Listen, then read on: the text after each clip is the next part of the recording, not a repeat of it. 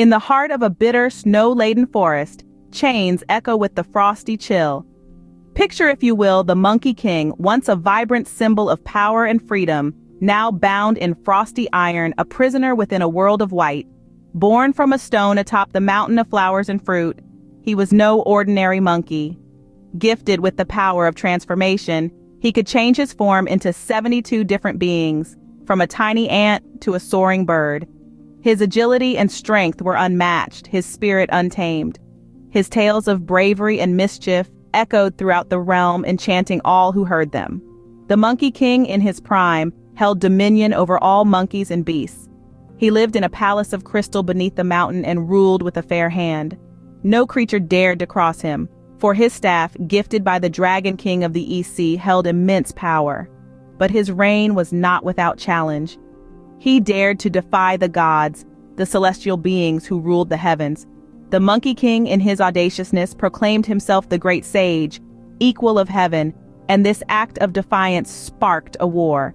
His audacity intrigued the gods, his might challenged them. The Monkey King fought valiantly, his legendary staff whirling, his transformations bewildering the celestial warriors, but even his great power was not enough.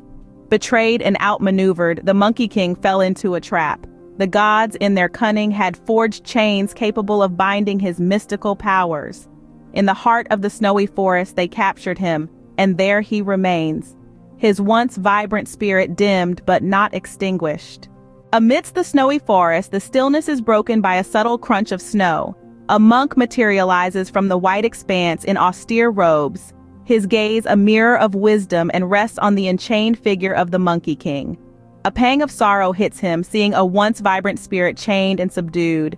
This monk, an embodiment of and empathy, is stirred by the Monkey King's predicament. He deliberately walks towards the bound figure, his pace slow and calculated. His hands shake minutely as they make contact with the frosty chains. A whispered prayer escapes his lips, a request for guidance, for courage. Gathering his resolve, he makes up his mind. In a display of raw compassion, the monk decides to liberate the Monkey King. His hands move swiftly, undoing the chains that imprison the Monkey King. As the final chain clatters to the ground, the Monkey King's eyes light up, his spirit reawakening. This act of mercy has altered the Monkey King's destiny. The monk, his task completed, steps back. A faint smile graces his lips, his eyes gleaming with optimism. With a parting nod, he vanishes into the snow-draped forest. The Monkey King, tasting freedom once again, watches as the monk recedes from view. Alone once more, the Monkey King is left with the monk's compassion resonating through the snowy wilderness. Now imagine the once mighty Monkey King. His fiery eyes now dull, his body chained, his staff just out of reach. He is a king no more, a prisoner in the frost, the echo of his past glory a mere whisper in the wind. But remember, this is the Monkey King we speak of, the great sage, equal of heaven. His spirit may be bound, but it is far from broken. The snowy forest may be his prison, but for how long?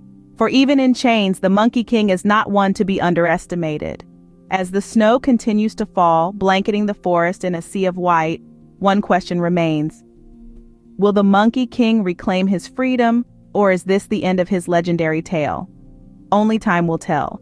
Until then, the Monkey King waits, his fiery spirit burning beneath the frosty chains, the echo of his past glory a mere whisper in the wind.